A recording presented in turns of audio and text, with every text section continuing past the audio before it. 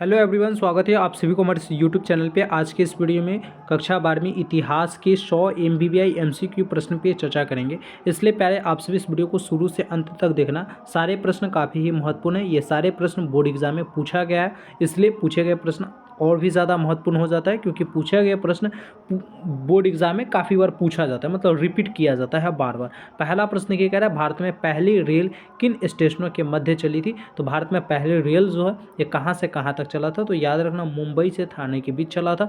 Correct answer आपका प्यारे क्या हो जाएगा? तो बी बिल्कुल सही आंसर है। पुतलीबाई किसकी माता थी? तो पुतलीबाई किसकी माता थी? तो महात्मा गांधी के माता जी का नाम क्या था? पुतलीबाई था। ठीक है, तो करेक्ट आंसर आपका ए हो जाएगा। वहीं पूछते हैं आप सभी से कि महात्मा गांधी का जन्म कब हुआ था? काफ़ी टॉप लेवल का प्रश्न है। तो 2 अक्टूबर 1869 ईस्वी को महात्मा गांधी का जन्म हुआ था। पूछे महात्मा गांधी के बारे में, तो इसे राष्ट्र पिता के नाम से जाना जाता है। साथ में पंडित जवाहरलाल नेहरू पूछे कौन थे? तो भारत के प्रथम प्राइम मिनिस्टर, मतलब पीएम, प्रधानमंत्री थे। राजेंद्र प्रसाद कौन थे? तो भारत के प्रथम राष्ट्रपति थे। गोपाल कृष्ण गोखले कौन थे?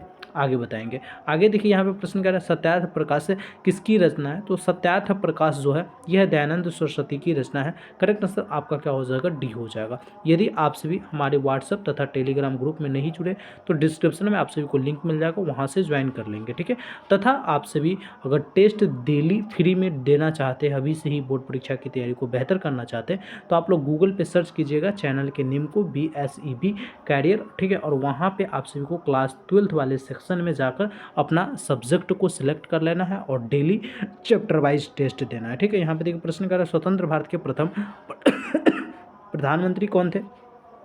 तो स्वतंत्र भारत के प्रथम प्रधानमंत्री पूछे तो प्यारे करेक्ट आंसर क्या हो जाएगा? पंडित जवाहरलाल नेहरू। बिल्कुल आपका डी सही आंसर है। आगे बढ़ते हैं और यहाँ पर देखिए प्रश्न कह रहा है कि संविधान के प्रारूप समिति के अध्यक्ष, संविधान की प्रारूप समिति के अध्यक्ष कौन थे? तो संविधान सभा के प्रारूप समिति के अध्यक्ष को थे तो डॉक्टर भीमराव अम्बेडकर थे। ठीक है, और इन्हीं को ही भारत का संविधान का पिता भी कहा जाता है। डॉक्टर राजेंद्र प्रसाद कौन थे? तो संविधान सभा के अस्थायी अध्यक्ष थे। सचिदानंद सिन्हा कौन थे? तो अस्थायी अध्यक्ष थे। हिंदू महासभा की स्थापना कब हुई थी? तो हिंदू महासभा की स्थापना पूछे तो वर्ष 1915 ईस्वी में हिंदू महासभा की स्थापना हुई थी।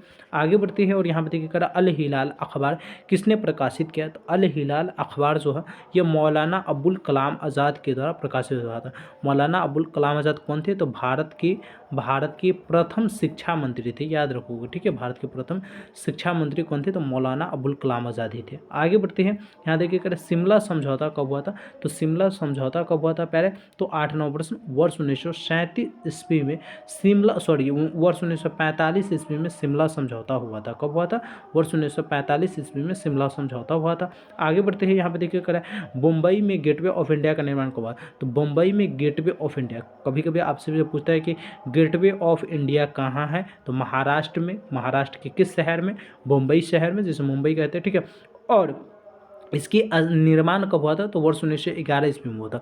वही पूछता है कि इंडिया गेट का निर्माण भी बहुत ज़्यादा आपके एग्जाम में रहता है। तो इंडिया गेट का निर्माण वर्ष 1931 ईस्वी में हुआ था। ठीक है, याद रखोगे। आगे बढ़िए और यहाँ पे देखिए प्रश्न करा है, संविधान तैयार करने में कितने वर्ष का समय लगा था? तो संविधान तैयार करने में लगभग, यहाँ पे आपको वर्ष बताना पड़ेगा, तो कितने वर्ष लगा था? तो 3 वर्ष, लगभग 3 वर्ष। हालांकि लगभग में आंसर नहीं दिया, फिर भी आप सभी को यहाँ पे क्या पता वर्ष लगा था, तो आप 2 वर्ष भी लगा सकते हो। लेकिन संविधान तैयार करने में कितने वर्षों का समय लगा था? तो 2 वर्ष 11 माह 18 दिन लगा था। ठीक है, तो अगर वर्ष नहीं कह रहा तो आप 3 वर्ष में नहीं जाकर 2 वर्ष ही लगाइएगा। ठीक है, लेकिन लगभग रहता तो लगभग में 3 वर्ष आपको लगाना पड़ता, इसलिए मैं यहाँ पे आपका डाउट क्लियर कर दिया। आगे बढ़िए, कौटिल्य ने किस ग्रंथ की रचना किया? तो देखिए कौटिल्य जो है यह अर्थशास्त्र के लेखक। ठीक है, अर्थशास्त्र के लेखक किसे कहा जाता है? कौटिल्य को कहा जाता है। इंडिका के मेघासनी जो है यह इंडिका का लेखक है। आगे बढ़िए और यहाँ पे देखिए प्रश्न कह रहा है कि उपनिषद की संख्या कितनी होती है? उपनिषदों की संख्या जो पूछे आप सभी से, 108 उपनिषद। कितने उपनिषदों की संख्या होता है? तो 108 होता है, मतलब आपका बी बिल्कुल सही आंसर है। बढ़ते हैं आगे, यहाँ पे मुद्रा राक्षस किसकी रचना है? मुद्रा राक्षस किसकी रचना है? तो अगर आप सभी से पूछे मुद्रा राक्षस किसकी रचना है? विशाखा दत्त की मुद्रा राक्षस रचना है। आगे बढ़ते हैं, यहाँ पे प्रश्न कह रहा है कादम्बरी के लेखक कौन है? कादम्बरी के लेखक कौन है? तो कादम्बरी के लेखक प्यारे पूछे तो बाण भट्ट। क्या बताओगे? बाण भट्ट। बिल्कुल आपका 14 का सी सही आंसर हो जाएगा। बढ़ते हैं आगे और यहाँ पर देखिए 15वां नंबर प्रश्न कर रहा है, किस ग्रंथ में 16 महाजनपदों का उल्लेख है? पूछे महाजनपदों की संख्या कितनी है? तो महाजनपदों की संख्या 16 है। इस 16 महाजनपदों में सबसे शक्तिशाली महाजनपद कौन था? आगे जाकर मैं पढ़ाऊंगा, इसके बारे में विशेष रूप से बताऊंगा 16 महाजनपदों के बारे में। ठीक है, तो यहाँ पर पूछा किस ग्रंथ में 16 महाजनपदों का उल्लेख मिलता है, मतलब किस ग्रंथ में 16 महाजनपदों के बारे में चर्चा किया गया, बताया गया है। तो आप सभी याद रखोगे कौन से ग्रंथ है? तो अंगुत्तर निकाय में भी और भगवती सूत्र में भी, मतलब ए और बी दोनों बिल्कुल सही आंसर है। तो यहाँ पे आपका सी सही आंसर हो जाएगा। कौशल महाजनपद किस नदी के किनारे स्थित है? कौशल महाजनपद जो है ये किस नदी के किनारे स्थित है प्यारे? तो सरयू नदी के किनारे स्थित है। किस नदी के किनारे स्थित है? सरयू नदी के किनारे स्थित है। यदि एक प्रश्न आपसे बहुत बार एग्जाम में पूछेगा, यमुना नदी के किनारे कौन सा विश्व का 7वां अजूबा चीज स्थित है? तो 7वां अजूबा चीज मतलब ताजमहल। ठीक है, मैं तो हिंट दे ही दिया था। तो ताजमहल, ये ताजमहल किस नदी के किनारे स्थित है? यमुना नदी के किनारे। सबसे गंदी नदी कौन है? यमुना नदी। आप सभी को बखूबी मालूम ही होगा। आगे बढ़िए और यहाँ पर देखिए प्रश्न कह रहा है, इंद्रप्रस्थ किस महाजनपद की राजधानी थी? तो इंद्रप्रस्थ जो है ये पैरा ये किस महाजनपद की? कुरु महाजनपद की राजधानी थी। आगे बढ़ती है और यहाँ पर देखिए प्रश्न कह रहा है, मौर्य वंश की स्थापना किसने किया था? चंद्रगुप्त मौर्य, अशोक, बिंबिसार या समुद्रगुप्त? तो मौर्य वंश की स्थापना किसने किया था प्यारे? यदि पूछे तो याद रखोगे चंद्रगुप्त मौर्य ने किया था। किसने किया था? चंद्रगुप्त मौर्य। मतलब आपका ए बिल्कुल सही आंसर हो जाएगा। आगे बढ़िए, अशोक के अभिलेख किस भाषा में है? अशोक के अभिलेख जो है ये किस भाषा में? संस्कृत भाषा में, प्राकृतिक भाषा में, हिंदी भाषा में या तमिल भाषा में? तो अशोक के जो अभिलेख है यह किस भाषा में? तो प्राकृतिक भाषा में है। मतलब आपका बी बिल्कुल सही आंसर हो जाएगा 19 का। आगे बढ़िए, कलिंग का युद्ध कब हुआ था? कलिंग का युद्ध कब हुआ था? बहुत ही टॉप लेवल का प्रश्न, काफ़ी बार एग्जाम में यह प्रश्न पूछा जाता है। 261 ईसा पूर्व में कलिंग का युद्ध हुआ था। ठीक है, याद रखोगे बी बिल्कुल सही आंसर है। डांडी किस राज्य में स्थित है? ये पूछे डांडी यात्रा किसने किया था? महात्मा गांधी। डांडी आंदोलन किसने किया था? महात्मा गांधी। इस प्रकार से प्रश्न रहते हैं। डांडी किस आंदोलन से संबंधित है, ये भी प्रश्न पूछा जाएगा, तो आप सभी याद रखना। ठीक है, तो डांडी किस राज्य में स्थित है? तो याद रखोगे डांडी जो है ये गुजरात राज्य में स्थित है। बिल्कुल प्यारे, आपका ए सही आंसर हो जाएगा। महात्मा गांधी ने पहला किसान आंदोलन कहाँ शुरू किया? देखिए, महात्मा गांधी ने पहला किसान आंदोलन जो है ये कहाँ शुरू किया था? तो बिहार के चंपारण जिला में। ठीक है, तो करेक्ट आंसर ए हो जाएगा। कब शुरू किया था? वर्ष 1917 ईस्वी में शुरू किया था। आगे बढ़ते हैं और यहाँ पर देखिए प्रश्न आप सभी से पूछ रहा है, मुस्लिम लीग की स्थापना किस वर्ष हुई? मुस्लिम लीग की स्थापना किस वर्ष हुई? तो वर्ष 1906 ईस्वी में मुस्लिम लीग की स्थापना हुआ। आपका सी बिल्कुल सही आंसर है। भारत छोड़ो आंदोलन किस वर्ष शुरू हुआ था? भारत छोड़ो आंदोलन जो है ये किस वर्ष शुरू हुआ था? तो 24 नंबर प्रश्न का पैरा करेक्ट आंसर आपका क्या हो जाएगा? सी हो जाएगा। वर्ष 1942 ईस्वी में भारत छोड़ो आंदोलन की शुरुआत हुआ था। आगे बढ़ते वर्ष 1938 एवं 1939 में भारतीय राष्ट्रीय कांग्रेस के अध्यक्ष कौन थे? वर्ष 1938 में तथा 1939 में भारतीय राष्ट्रीय कांग्रेस के अध्यक्ष कौन थे? यदि आप सभी से पूछे तो याद रखना, देखो दो वर्ष 1938 में भी और 1939 में भी। तो सुभाष चंद्र बोस कौन थे? सुभाष चंद्र बोस। मतलब 25 नंबर प्रश्न का बिल्कुल प्यारे आपका सी सही आंसर हो जाएगा। आगे बढ़िए और यहाँ पर प्रश्न कह रहा है, भारतीय स्वतंत्रता के समय ब्रिटेन के किस दल की सरकार थी? जब भारत स्वतंत्र हुए थे, अपना भारत कब स्वतंत्र हुआ था? तो पता ही है आप सभी को 15 अगस्त 1947 ईस्वी को। इस समय ब्रिटेन में मतलब अंग्रेज में किस दल का सरकार था? तो आप सभी याद रखना 26 नंबर प्रश्न का लेबर पार्टी का था। लेबर पार्टी का सरकार ब्रिटेन में चल रहा था। आगे बढ़ते हैं और यहाँ पर देखिए प्रश्न कह रहा है, मोहम्मद अली और शौकत अली का संबंध किस आंदोलन से? तो मोहम्मद अली तथा शौकत अली का संबंध जो हो जाएगा यह खिलाफत आंदोलन से संबंधित है। मतलब आपका सी बिल्कुल सही आंसर है। यहाँ पे देखिए प्रश्न कह रहा है, गांधी जी की आत्मकथा का क्या नाम है? गांधी जी की आत्मकथा का क्या नाम है? गांधी जी की आत्मकथा किस भाषा में लिखा गया है?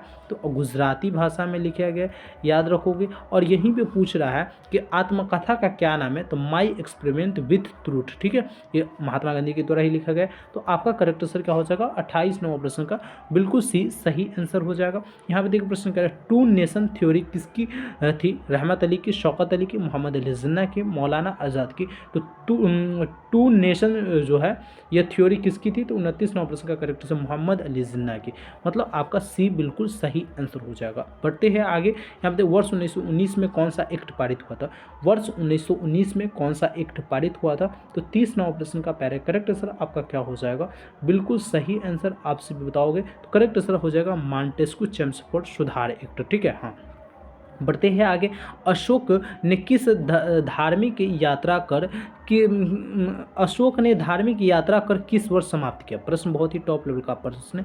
अशोक ने किस वर्ष, या अशोक ने धार्मिक यात्रा मतलब जैसे मंदिर जाना है, मस्जिद जाना है, तो इसमें जो यात्रा कर होता था तो इसमें कर टैक्स लिया जाता था। तो अशोक ने, अकबर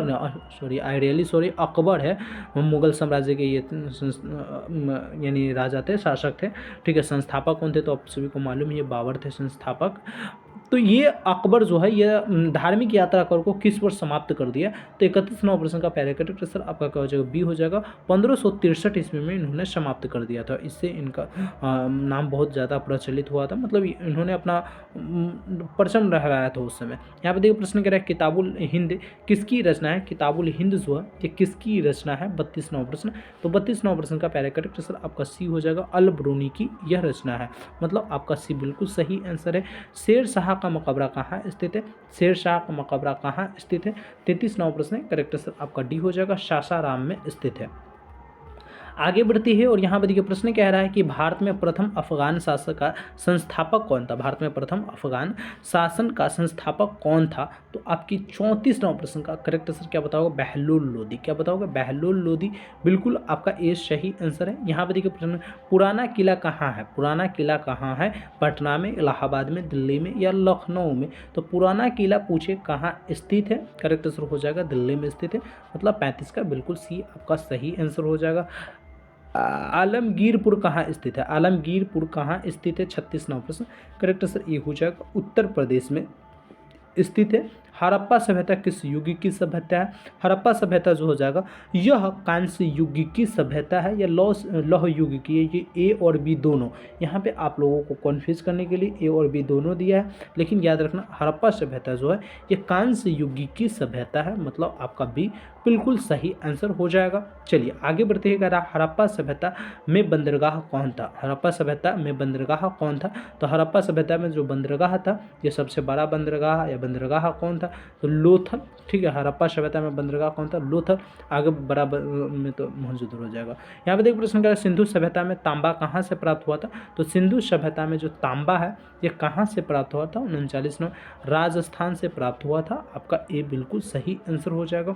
40 नंबर सिंधु सभ्यता में विशाल स्नानागार कहाँ मिला है, नागर लिखा है, स्नानागार होगा, तो सिंधु सभ्यता में विशाल स्नानागार जो ये कहाँ मिला है, पहले 40 नंबर प्रश्न करेक्ट से याद रखो, मोहनजोदड़ो में, ठीक है। मोहनजोदड़ो का शाब्दिक अर्थ क्या होता है, मृतकों का टीला होता है, ठीक है, याद रखोगे। आगे बढ़िए, यहाँ पे देखिए प्रश्न, अकबर का संरक्षक कौन था, अकबर का संरक्षक कौन था, टोडरमल, बीरबल, हुमायूं, बैरम खां, तो अकबर के संरक्षक का नाम क्या था, बैरम खां नाम था, बिल्कुल आपका डी सही आंसर हो जाएगा, बॉडीगार्ड का नाम। यहाँ पे देखिए प्रश्न कह रहा है जहांगीर कब शासक बना, मतलब जहांगीर कब गद्दी पर बैठा था, तो 42 नंबर प्रश्न का करेक्ट आंसर हो जाएगा 1605 ईस्वी में बैठा था। आगे बढ़िए, कह रहा है नूरजहां का संबंध किसके शासनकाल से है, नूरजहां का संबंध किसके शासनकाल से है, ऑप्शन ए कह रहा है बाबर, हुमायूं, अकबर, जहांगीर, तो जहांगीर के शासनकाल से ही डी आपका सही आंसर हो जाएगा। चौसा का युद्ध कब हुआ था, चौसा का युद्ध कब हुआ था, 44 नंबर प्रश्न टॉप लेवल का, वर्ष 1539 ईस्वी में चौसा का युद्ध हुआ था। 1556 में पानीपत की दूसरी लड़ाई में अकबर ने किसे हराया था, तो 1556, देखिए पानीपत की प्रथम लड़ाई पूछे तो 1526 ईस्वी में, द्वितीय लड़ाई पूछे तो 1556 ईस्वी में। प्रथम लड़ाई किसने लड़ा था, तो आप सभी को मालूम है बाबर ने लड़ा था, और 1526 ईस्वी में ही मुगल साम्राज्य की स्थापना हुआ था, और 1556 में जो आंदोलन हुआ था, मतलब लड़ाई हुआ था, यह कौन लड़ा था, तो अकबर लड़ा था, और इसमें किसे हराया था, तो अकबर ने किसे हराया था, 45 नंबर प्रश्न पूछ रहा है, तो याद रखें हेमू को हराया था, मतलब बिल्कुल आपका ए सही आंसर हो जाएगा। आगे बढ़िए, कह रहा है मुगल काल में कृषि भूमि को कितने भागों में बांटा गया, मुगल काल में कृषि भूमि को कितने भागों में बांटा गया, टोटल 4 भागों में बांटा गया। करेक्ट आंसर आपका ए सही है। यहाँ पे देखिए कह रहा है दहशाल प्रणाली किस शासक ने शुरू किया था। दहशाला प्रणाली किस शासक ने शुरू किया था, तो 47 का करेक्ट आंसर आपका सी हो जाएगा, अकबर ने शुरू किया था, याद रखना। ठीक है, चलिए आगे बढ़ते हैं और यहाँ पे देखिए प्रश्न कह रहा है वह भूमि जो मुगल सम्राट के स्वामित्व में था उसे क्या कहते हैं, मतलब वह भूमि जो मुगल सम्राट के स्वामित्व में था उस भूमि को क्या कहा जाता था, पोलज, परती, खालसा या बंजर कहा जाता था। तो प्यारे इस प्रश्न का आंसर क्या हो जाएगा, तो करेक्ट आंसर याद रखना पोलज कहा जाता। तो वह भूमि जो मुगल सम्राट के स्वामित्व में होता था उसे हम क्या कहते थे, पोलज भूमि कहते थे। तो बिल्कुल आपका ए सही आंसर हो जाएगा। मनसबदारी प्रणाली में ज्ञात और सवार पद की शुरुआत किसने किया था, हुमायूं, अकबर, जहांगीर या औरंगजेब। तो आपके 49वां प्रश्न का प्यारे करेक्ट आंसर क्या हो जाएगा, तो बिल्कुल करेक्ट आंसर आपका बी हो जाएगा, अकबर ने किया था। ठीक है, चलिए बढ़ते हैं आगे और यहाँ पर देखिए 50वां प्रश्न कर रहा है शेरशाह ने किस सिक्के को जारी किया था। शेरशाह ने किस सिक्के को जारी किया था, मोहर को, रुपया को, दाम को या पन्ने को। तो शेरशाह ने किस सिक्के को जारी किया था, याद रखना रुपया। ठीक है, रुपया, ये रुपया नहीं, ठीक है, ये रुपया तो अभी भी चलता है लेकिन ये रुपया है। ठीक है, रुपया है, याद रखोगे। ठीक है, थोड़ा सा आप सभी को है ना हर एक प्रश्न पे ध्यानपूर्वक अभी से देख कर तैयारी करना पड़ेगा। इससे क्या होगा, आपकी तैयारी बहुत बेहतर हो जाएगा। और हाँ, अगर अभी तक आप सभी हमारे पेड ग्रुप में नहीं जुड़े हैं तो आप सभी हमारे ऐप को डिस्क्रिप्शन में दिए गए लिंक से डाउनलोड कर लीजिए या सिंपल से गूगल प्ले स्टोर पर जाइए, सर्च कीजिए BSB कैडेट, ऐप आ जाएगा।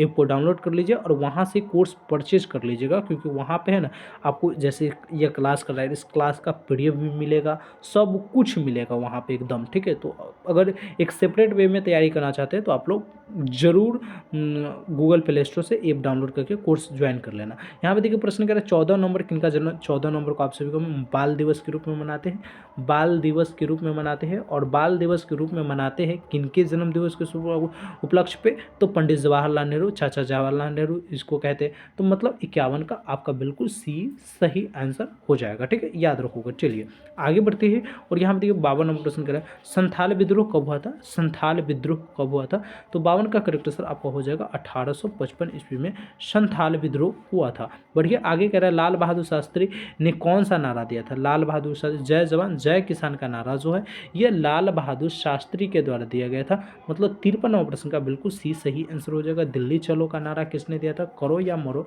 का नारा किसने दिया था। यदि आप सभी को मालूम है तो जल्दी से कमेंट बॉक्स में आप सभी लिखेंगे, जिससे इससे हमें क्या पता चलेगा, हाँ आपको भी थोड़ा बहुत नॉलेज है अभी भी। यहाँ पे देखिए प्रश्न कह रहा है डॉक्टर राजेंद्र प्रसाद का जन्म कहाँ हुआ था। डॉक्टर राजेंद्र प्रसाद का जो जन्म है यह कहाँ हुआ था, तो देखिए डॉक्टर राजेंद्र प्रसाद का जन्म बिहार में हुआ था। बिहार में कहाँ हुआ था, अगर 54 नंबर प्रश्न पूछे आप सभी से तो याद रखना जीरादेई। ठीक है, जीरादेई बिल्कुल आपका सही आंसर सी हो जाएगा। आगे बढ़िए, कह रहे गांधी इरविन समझौता कब हुआ था। गांधी और इरविन समझौता जो है यह कब हुआ था, तो यह हुआ था वर्ष 1931 ईस्वी में। मतलब आपका बिल्कुल सी सही आंसर हो जाएगा। 1885 में किस पार्टी की स्थापना हुआ, तो 1885 ईस्वी में भारतीय राष्ट्रीय कांग्रेस की स्थापना हुआ था। इसके अध्यक्ष कौन थे, तो ह्यूम थे, याद रखोगे। ये सारे प्रश्न पूछा जाता है।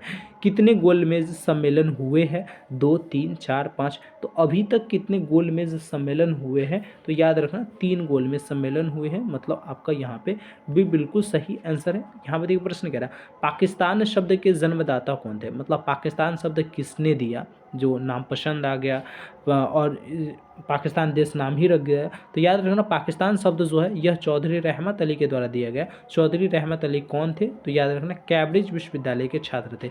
इसके बारे में विशेष रूप से आपको पढ़ना पड़ता है थोड़ा बहुत। ठीक है, कक्षा 12वीं में। यहाँ पे प्रश्न खेरा सत्याग्रह कब हुआ था, तो खेरा सत्याग्रह जो है यह वर्ष 1910 में या वर्ष 1913 में या वर्ष 1915 में या वर्ष 1918 ईस्वी में। तो खेरा सत्याग्रह वर्ष 1918 ईस्वी में हुआ था। बिल्कुल आपका डी सही आंसर है। कांग्रेस का विभाजन किस अधिवेशन में हुआ था। कांग्रेस का विभाजन जो है ये किस अधिवेशन में हुआ था। 60वां प्रश्न, 60 का करेक्ट आंसर आपका सी हो जाएगा। वर्ष 1907 ईस्वी में सूरत अधिवेशन में कांग्रेस का विभाजन हुआ था। ठीक है, आगे बढ़िए, यहाँ पे देखिए प्रश्न क्या है, भारत छोड़ो आंदोलन का प्रस्ताव कांग्रेस के किस अधिवेशन में पारित हुआ था। भारत छोड़ो आंदोलन का प्रस्ताव जो है ये कांग्रेस के किस अधिवेशन में पारित हुआ। तो 61 नंबर प्रश्न का पहले करेक्ट आंसर डी हो जाएगा, मुंबई अधिवेशन में। ठीक है, करेक्ट आंसर आप डी बताओगे, बिल्कुल सही आंसर है। यहाँ पे देखिए प्रश्न कह रहा है वर्ष 1915 में किसकी स्थापना हुई थी। वर्ष 1915 में किसकी स्थापना हुई थी। तो आपके 65 नंबर प्रश्न का 62 नंबर प्रश्न का पहले करेक्ट आंसर क्या हो जाएगा। तो बिल्कुल आपका बी सही आंसर हो जाएगा। वर्ष 1915 में हिंदू महासभा की स्थापना हुआ था, बिल्कुल सही। भारतीय राष्ट्रीय कांग्रेस की स्थापना कब हुआ था। तो 1885 ईस्वी में। जस्ट पर मुस्लिम लीग की स्थापना वर्ष 1906 ईस्वी में हुआ था। आगे बढ़िए और यहाँ पर देखिए प्रश्न आपसे भी से क्या पूछा है। प्रश्न पूछा है वर्ष 1924 में सुभाष चंद्र बोस ने किसकी स्थापना किया था। तो वर्ष 1924 ईस्वी में सुभाष चंद्र बोस के द्वारा किसकी स्थापना किया गया था। तो यहाँ पे आप सभी क्या लगाओगे, 63 नंबर स्वराज पार्टी लगा दो। हालांकि ये करेक्ट आंसर मेरे ख्याल से यहाँ पे नहीं दिया गया है, लेकिन फिर भी आप स्वराज पार्टी लगा देना। लेकिन वर्ष 1924 में सुभाष चंद्र बोस ने किसकी स्थापना किया था, थोड़ा सा मुझे डाउट है इस प्रश्न पे। आगे बढ़िए पहले यहाँ पे देखिए प्रश्न कह रहा है निम्न में से कौन कैबिनेट मिशन के सदस्य नहीं थे। निम्नलिखित में से कौन है जो कैबिनेट मिशन के सदस्य नहीं थे। तो कैबिनेट मिशन के सदस्य पॉथिक लॉरेंस थे, एबी अलेक्जेंडर थे, स्फोल्ड क्रिप्स थे, लेकिन लॉर्ड वेवेल जो थे ये नहीं थे। मतलब आपका यहाँ पे डी सही आंसर हो जाएगा। बढ़िया आगे प्रश्न देखिए कह रहा है महात्मा गांधी दक्षिण अफ्रीका से भारत कब वापस आए थे। महात्मा गांधी जो है ये दक्षिण अफ्रीका से भारत कब वापस आए थे। तो वर्ष 1915 ईस्वी में आए थे। मतलब 65 नंबर प्रश्न का बिल्कुल डी सही आंसर हो जाएगा। और आने के बाद बस 2 ही साल में वर्ष 1917 ईस्वी में पहला आंदोलन चंपारण सत्याग्रह शुरू किया था। यहाँ पे देखिए प्रश्न कह रहा है हिंद स्वराज किसने लिखा। हिंद स्वराज किसने लिखा। तो हिंद स्वराज के जो लेखक हो जाएंगे ये महात्मा गांधी हो जाएंगे। मतलब 66 नंबर प्रश्न का बिल्कुल आपका सी सही आंसर है। आगे बढ़िए प्यारे, सर की उपाधि किसने वापस की। तो सर की उपाधि जो है यह महात्मा गांधी ने वापस किया, या जवाहरलाल नेहरू ने, या बी आर अम्बेडकर ने, या रविंद्रनाथ टैगोर ने। 67 नंबर प्रश्न टॉप लेवल का प्रश्न याद रखोगे, रविंद्रनाथ टैगोर ने सर की उपाधि को वापिस कर दिया था। ठीक है, आगे देखिए जनता के द्वारा दिया गया था। यहाँ पर देखिए प्रश्न क्या है किस वर्ष कांग्रेस ने पूर्ण स्वराज का प्रस्ताव पारित किया था। तो किस वर्ष कांग्रेस ने पूर्ण स्वराज का प्रस्ताव जो है यह पारित किया था। तो 68 नंबर प्रश्न का पहले करेक्ट आंसर क्या हो जाएगा, डी हो जाएगा, वर्ष 1929 ईस्वी में। बढ़ते हैं आगे और यहाँ पर देखिए प्रश्न आपसे भी से क्या पूछ रहे हैं क्रिप्स मिशन भारत कब आया। तो क्रिप्स मिशन जो है यह भारत कब आया था, 69 नंबर प्रश्न। करेक्ट आंसर आपका क्या हो जाएगा, तो सी हो जाएगा, मार्च 1942 ईस्वी में क्रिप्स मिशन भारत आया था। 22 दिसंबर 1939 को किस पार्टी ने मुक्ति दिवस मनाया था। तो 22 दिसंबर 1939 ईस्वी को किस पार्टी ने मुक्ति दिवस मनाया था। तो 70 नंबर प्रश्न का याद रखना, मुस्लिम लीग ने मुक्ति दिवस मनाया था। ठीक है, तो बिल्कुल आपका सी सही आंसर हो जाएगा। आगे बढ़ते हैं और यहाँ पर प्रश्न कह रहा है हरियर एवं बुक्का किस वंश के शासक थे। तो हरियर एवं बुक्का जो है ये पहले ये किस वंश के शासक थे। करेक्ट आंसर ए हो जाएगा, संगम वंश के शासक थे। बढ़ते हैं आगे, यहाँ पर देखिए प्रश्न कह रहा है कमल महल कहाँ अवस्थित है। कमल महल जो है ये कहाँ अवस्थित है, 72 नंबर प्रश्न। हैदराबाद में, बीजापुर में, हम्पी में, या कांचीपुरम में। तो कमल महल जो है ना ये 72 नंबर प्रश्न हम्पी में स्थित है। ठीक है, हम्पी में स्थित है, बिल्कुल आपका सी सही आंसर हो जाएगा। बढ़ते हैं आगे बढ़िए और यहाँ पर देखिए प्रश्न कह रहा है अमुक्तल्यावाद किसने लिखा था। अमुक्तल्यावाद जो है ये किसने लिखा है, टॉप लेवल का प्रश्न है। 73 नंबर प्रश्न का करेक्ट आंसर आपका डी हो जाएगा, राजा कृष्णदेव राय के द्वारा यह अमुक्तल्यावाद लिखा गया था। बिल्कुल आपका डी सही आंसर है। विजयनगर साम्राज्य में कितने वंशों ने शासन किया था। कितने वंशों ने शासक किया था। विजयनगर साम्राज्य के शासक खुद को क्या बुलाया, तो राय जी बुलाया। ठीक है, विजयनगर साम्राज्य की स्थापना कब हुआ था, तो 1336 ईस्वी में हुआ था। और इसमें कितने वंशों ने शासन किया था। तो 74 नंबर प्रश्न का करेक्ट आंसर याद रखना, बी 4 वंशों ने किया था। ठीक है, आगे बढ़िए और शासन किया था। यहाँ पे देखिए 75 नंबर प्रश्न कह रहा है निम्न में से कौन विदेशी यात्री विजयनगर नहीं आया था। तो विदेशी यात्री निम्नलिखित में से कौन है जो विजयनगर साम्राज्य में नहीं आया था। 75 नंबर बर्नियर जो थे ये नहीं आया था, न थे अब्दुल रजाक, डोमिंगो पेस, निकोली कोंटे, ये सब विजयनगर साम्राज्य में आया हुआ था। यहाँ पे देखो मुनखतब उल लुबाब किसकी रचना है। मुनखतब उल लुबाब जो है ये किसकी रचना है, 76 नंबर प्रश्न। करेक्ट आंसर आपसे बताओगे खाके। ठीक है, तो बिल्कुल आपका सी सही आंसर हो जाएगा। आगे बढ़ते हैं, यहाँ पे प्रश्न कह रहा है कि इकबाल नामा ए जहांगीरी के लेखक कौन है। इकबाल नामा ए जहांगीरी के लेखक पूछे 77 नंबर प्रश्न। बिल्कुल सही आंसर याद रखना, मुतामिद खां। ठीक है, मुतामिद खां जो है इसके लेखक है। तो सी डी आपका सही आंसर हो जाएगा। बढ़िए आगे, यहाँ पे देखिए प्रश्न कह रहा है ऊसर क्या था। तो ऊसर जो है यह एक प्रकार का भूमि कर था, यह एक प्रकार का क्या है, तो भूमि कर है। बिल्कुल आपका ए सही आंसर हो जाएगा। बख्तियार खिलजी कौन था, बख्तियार खिलजी कौन था, तो बख्तियार खिलजी जो हो जाएगा यह सेनापति था। करेक्ट आंसर आपका क्या हो जाएगा, डी हो जाएगा। आगे बढ़ते हैं, यहाँ पे प्रश्न है नादिर शाह का आक्रमण कब हुआ था। नादिर शाह का आक्रमण कब हुआ था, तो नादिर शाह का आक्रमण वर्ष 1739 ईस्वी में हुआ था। डी आपका बिल्कुल सही आंसर हो जाएगा। चलिए पहले आगे बढ़ते हैं, यहाँ पे देखिए प्रश्न करा है संसब किस धातु से बना सिक्का था। तो संसब जो है ये किस धातु से बना सिक्का था, तो सोना का। ठीक है, बिल्कुल आपका ए सही आंसर हो जाएगा। यहाँ पे देखिए प्रश्न मुगल चित्रकला किसके समय चरमोत्कर्ष पर थी या प्रथा, तो आपके 82 प्रश्न का करेक्ट आंसर क्या हो जाएगा, सी हो जाएगा, जहांगीर के शासनकाल में। आगे बढ़िए 83वां प्रश्न देखिए कह रहा है अकबर का समकालीन इतिहासकार कौन था। तो अकबर का समकालीन इतिहासकार पूछे तो बदायूनी, क्या था, कौन थे, बदायूनी थे। मतलब आपका भी बिल्कुल सही आंसर हो जाएगा। तबकात ए अकबरी किसकी रचना है, तबकात एक अकबरी जो है ये किसकी रचना है, तो याद रखना निजामुद्दीन अहमद की रचना है। आगे बढ़िए और यहाँ पर देखिए प्रश्न आपसे से क्या, निम्न में से कौन मुगल द्वारा निर्मित नहीं, निम्नलिखित में से कौन है जो मुगल द्वारा निर्मित नहीं है। तो देखो मुगल द्वारा निर्मित नहीं है कौन, ताजमहल मुगल द्वारा है, लाल किला मुगल द्वारा, हुमायूं का मकबरा मुगल द्वारा, कुतुब मीनार नहीं है। मतलब आपके 85वां प्रश्न का बिल्कुल सी सही आंसर हो जाएगा। बढ़ते हैं आगे, यहाँ पे प्रश्न कह रहा है गुरु गोविंद सिंह का जन्म कहाँ हुआ था। तो गुरु गोविंद सिंह का जन्म जो है यह आप सभी को मालूम है, गुरु गोविंद सिंह पूछा जो सिख धर्म के 10वें गुरु थे। ठीक है, और इनका जन्म पटना में हुआ था। तो बिल्कुल आपका डी सही आंसर हो जाएगा। आगे बढ़ते हैं और यहाँ पर देखिए प्रश्न कह रहा है रामानंदन के गुरु कौन थे, रामानंदन के गुरु कौन थे। तो रामानंदन के गुरु कबीर थे या राघवानंदन या सुखानंदन या अशनानंदन। तो आपके 87वां प्रश्न कबीर थे। ठीक है, रामानंदन के गुरु कौन थे, तो कबीर थे। बिल्कुल आपका सी सही आंसर है। चलिए आगे बढ़ते हैं और यहाँ पर 88वां प्रश्न देखिएगा बहाउद्दीन जकारिया का संबंध किस सिलसिला से है। तो बहाउद्दीन जकारिया का जो संबंध है प्यारे, यदि आपसे से पूछे याद रखना सुहारवादी सिलसिले से है। मतलब बी आपका बिल्कुल सही आंसर हो जाएगा। यहाँ पर देखिएगा सूफी संतों सूफी संतों के निवास स्थान क्या था। मतलब सूफी संतों का जो निवास स्थान क्या था, खानखा, दरगाह, तजकिया या शमा। तो आपके 89वां प्रश्न का पैरा करेक्ट आंसर ए हो जाएगा खानखा। क्या कहोगे, खानखा कहोगे। बिल्कुल आपका ए सही आंसर है। विजयनगर साम्राज्य से किस नगर का संबंध है। तो विजयनगर साम्राज्य से हम्पी का संबंध है। यहाँ पे आपके 90वें प्रश्न का डी बिल्कुल सही आंसर हो जाएगा। चलिए बढ़ते हैं आगे, मात्र अब 10 क्वेश्चन बचा हुआ है। गंगाधर कला किस कला से प्रभावित थी। तो आपकी 91वां प्रश्न का करेक्ट आंसर बी हो जाएगा यूनानी कला से। चलिए पहले आगे बढ़िए और यहाँ पे प्रश्न कर रहा है मौर्य काल में न्यायिक अधिकारी कौन था। मौर्य काल में न्यायिक अधिकारी कौन था, तो दंडपाल था। ठीक है, बी बिल्कुल आपका सही आंसर हो जाएगा।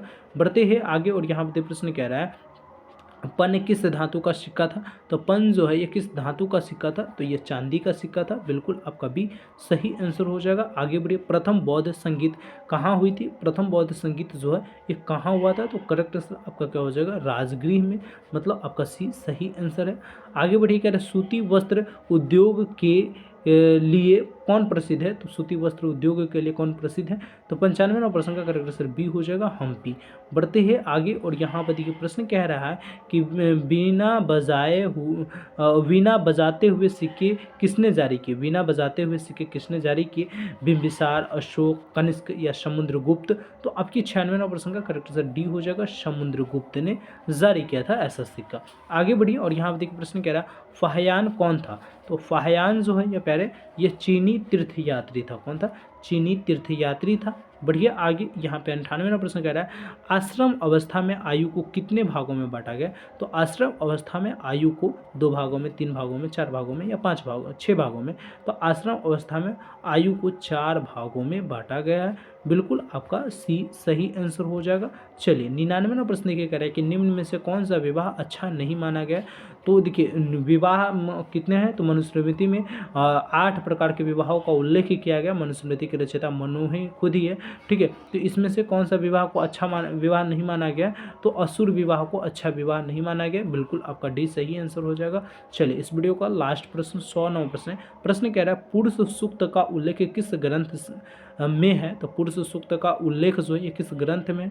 तो याद रखोगे ऋग्वेद ग्रंथ में है। ठीक है। यदि आप सभी को यह क्लास अच्छा लगा तो आप सभी क्या करना, इस क्लास को दोस्तों के साथ शेयर करना, तथा अगर आप सभी हिस्ट्री के चैप्टर वाइज टेस्ट देना चाहते हैं, फ्री में तैयारी करना चाहते हैं, तो आप लोगों को क्या करना है, गूगल पे जाना है, बीएसवी कैरियर सर्च करना है और वहाँ से हिस्ट्री के क्लास में चला जाना है, मतलब हिस्ट्री वाले सेक्शन में जाकर वहाँ से टेस्ट देना है। और साथ में यदि आप सभी एकदम स्ट्रक्चर वे से हिस्ट्री का क्लास करना चाहते हैं तो आप लोग हमारे ऐप को डाउनलोड कर लीजिए और वहाँ से कोर्स परचेज करके वहाँ से आप क्लास कर सकते हैं। फिर मिलते हैं हम किसी नए वीडियो में, जब तक के लिए जय हिंद जय Bharat. Thank you so much.